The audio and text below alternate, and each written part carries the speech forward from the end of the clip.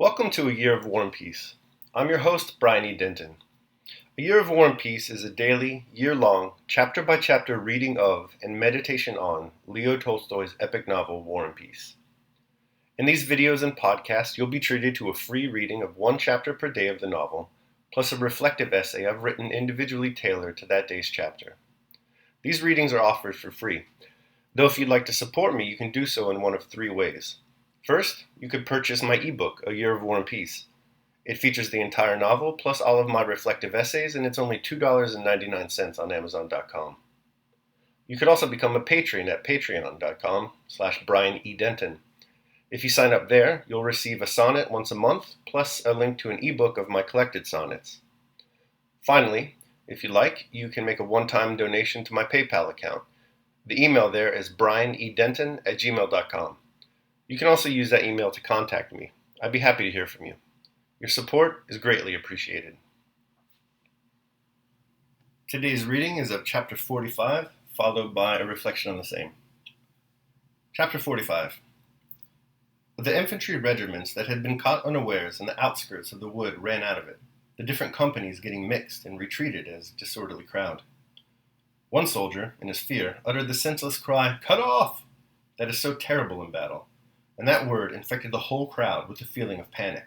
"Surrounded! Cut off! We're lost!" shouted the fugitives.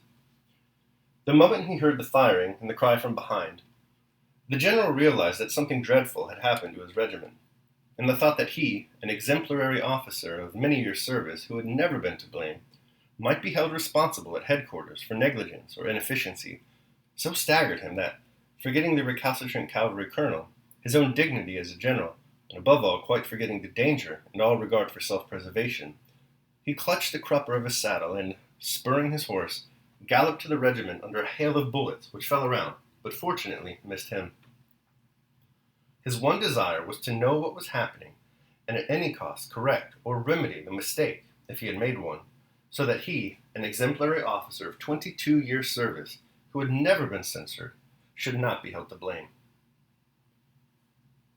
Having galloped safely through the French, he reached a field behind the copse across which our men, regardless of orders, were running and descending the valley.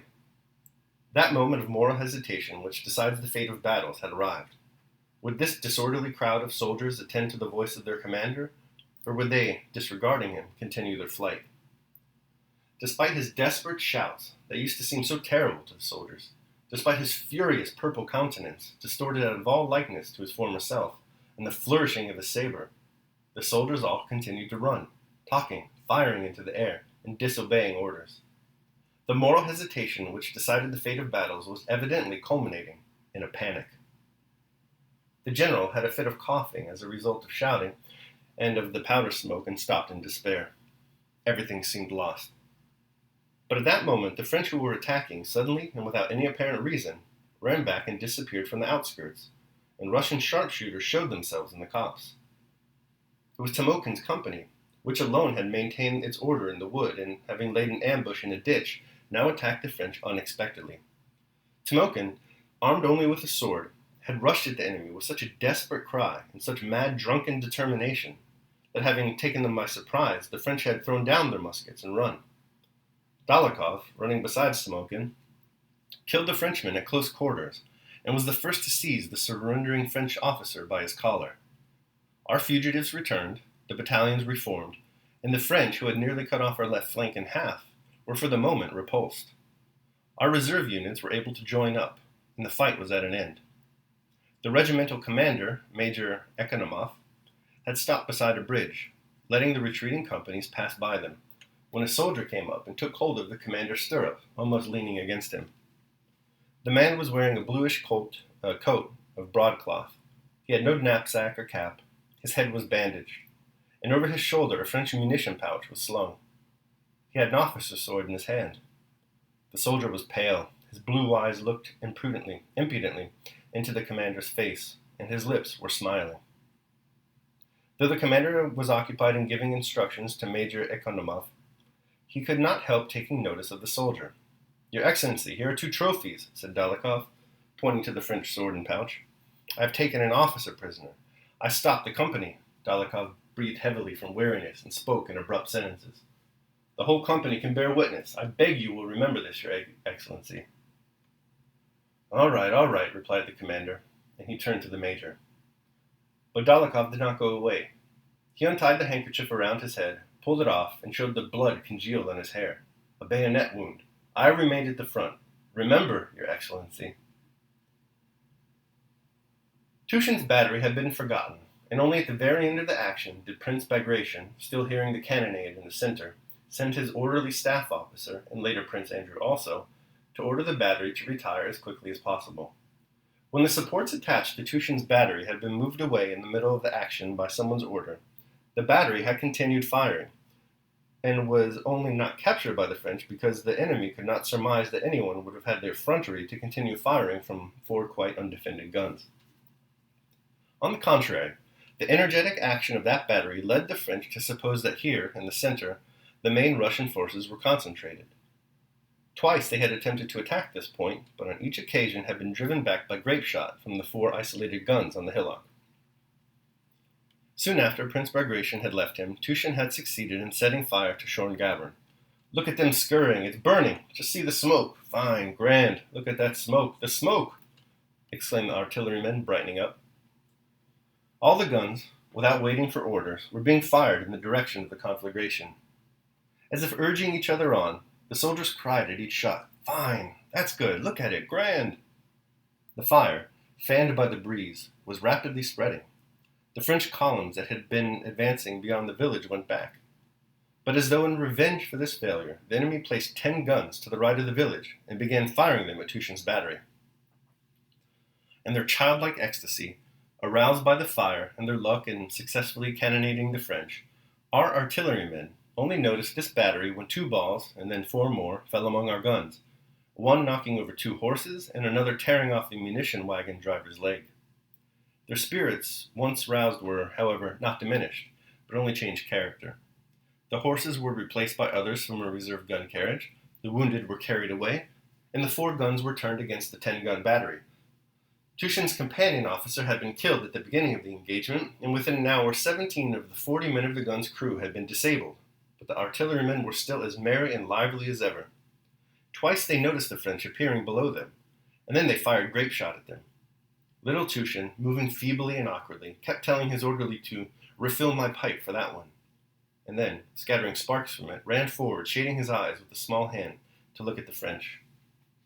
"Smack at 'em, lads," he kept saying, seizing the gun by the wheels and working the screws himself. Amid the smoke, deafened by the incessant reports which always made him jump, Tushin, not taking his pipe from his mouth, ran from gun to gun, now aiming, now counting the charges, now giving orders about replacing dead or wounded horses and harnessing fresh ones, and shouting in his feeble voice, so high-pitched and irresolute. His face grew more and more animated. Only when a man was killed or wounded did he frown and turn away from the sight, shouting angrily at the men who, as is always the case, hesitated about lifting the injured or dead. The soldiers, for the most part handsome fellows, and as is always the case in an artillery company, a head and shoulders taller and twice as broad as the other officer, all looked at their commander like children in an embarrassing situation, and the expression on his face was invariably reflected on theirs. Owing to the terrible uproar and the necessity for concentration and activity, Tushin did not experience the slightest unpleasant sense of fear, and the thought that he might be killed or badly wounded never occurred to him. On the contrary, he became more and more elated. It seemed to him that it was a very long time ago, almost a day, since he had first seen the enemy and fired the first shot, and that the corner of the field he stood on was well known and familiar ground. Though he thought of everything, considered everything, and did everything the best of officers could do in his position, he was in a state akin to a feverish delirium of drunkenness. From the deafening sounds of his own guns around him, the whistle and thud of the enemy's cannonballs, from the flushed and perspiring faces of the crew bustling around the guns, from the sight of the blood of men and horses, from the little puffs of smoke on the enemy's side, always followed by a ball flying past and striking the earth, a man, a gun, a horse. From the sight of all these things, a fantastic world of his own had taken possession of his brain, and at that moment afforded him pleasure. The enemy's guns were in his fancy not guns, but pipes from which occasional puffs were blown by an invisible smoker. "There, he's puffing again," muttered Tushin to himself, as a small cloud rose from the hill and was borne in a streak to the left by the wind. "Now look out for the ball. We'll throw it back." "What do you want, your honor?" asked an artilleryman standing close by, who heard him muttering. "Nothing, only a shell," he answered.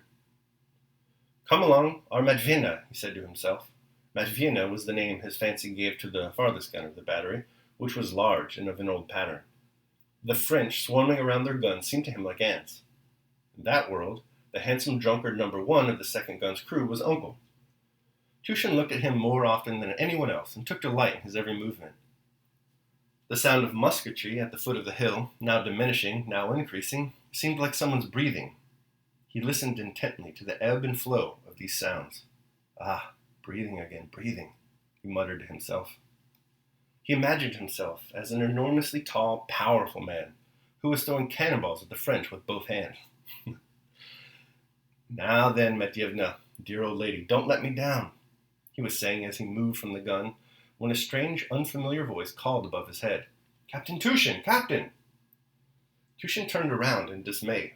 It was the staff officer who had turned him out of the booth at Grunth. He was shouting in a gasping voice, "Are you mad? You have twice been ordered to retreat, and you—" "Why are they down on me?" thought Tushin, looking in alarm at his superior. "I don't—" he muttered, pulling up 2 fingers to a cap. But the staff officer did not finish what he wanted to say. The cannonball, flying close to him, caused him to duck and bend over his horse. He paused, and just as he was about to say something more, another ball stopped him. He turned his horse and galloped off. "Retire! All to retire!" he shouted from a distance. The soldiers laughed. A moment later, an adjutant arrived with the same order. It was Prince Andrew. The first thing he saw on riding up to the space where Tushin's guns were stationed was an unharnessed horse with a broken leg that lay screaming piteously beside the harnessed horses. Blood was gushing from its leg as from a spring. Among the limbers lay several dead men. One ball after another passed over as he approached, and he felt a nervous shudder run down his spine. But the mere thought of being afraid roused him again. "I cannot be afraid," thought he, and dismounted slowly among the guns. He delivered the order and did not leave the battery. He decided to have the guns removed from their positions and withdrawn in his presence. Together with Tushin, stepping across the bodies and under a terrible fire from the French, he attended to the removal of the guns. "A staff officer was here a minute ago, but skipped off," said an artilleryman to Prince Andrew. "Not like your honor." Prince Andrew said nothing to Tushin. They were both so busy as to seem not to notice one another. When having limbered up the only 2 cannon that remained uninjured out of the 4, they began moving down the hill. 1 shattered gun and 1 unicorn were left behind. Prince Andrew rode up to Tushin. "Well, till we meet again," he said, holding out his hand to Tushin. "Goodbye, my dear fellow," said Tushin. "Dear soul, goodbye, my dear fellow." And for some unknown reason, tears suddenly filled his eyes. All right, that concludes my reading of chapter 45 in War and Peace. Here's my reflection on the same. A Year of War and Peace, Day 45.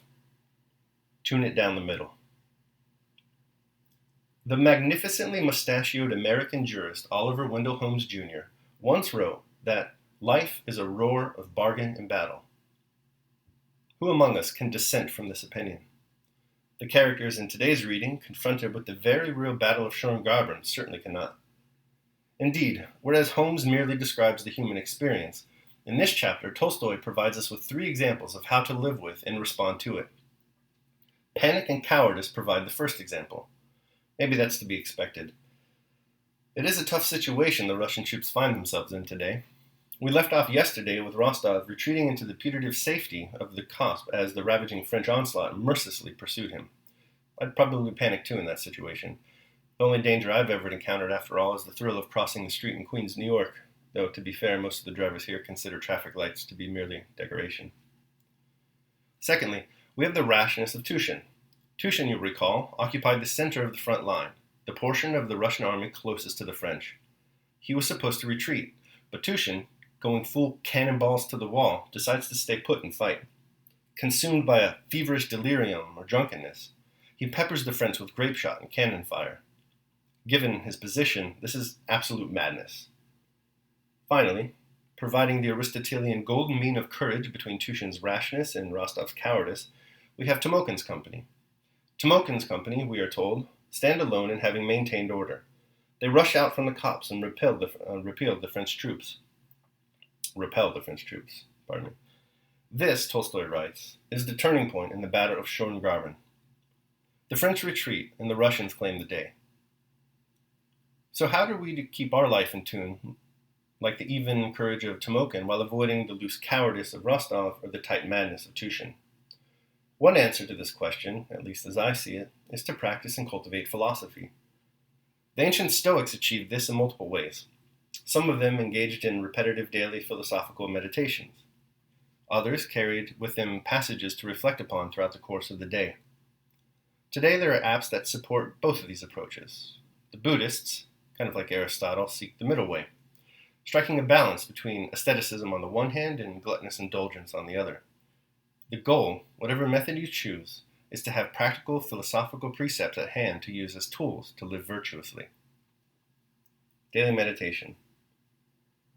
As physicians have always their instruments and knives ready for cases which suddenly require their skill, so do thou have principles ready for the understanding of things divine and human, and for doing everything, even the smallest, with a recollection of the bond which unites the divine and the human to one another.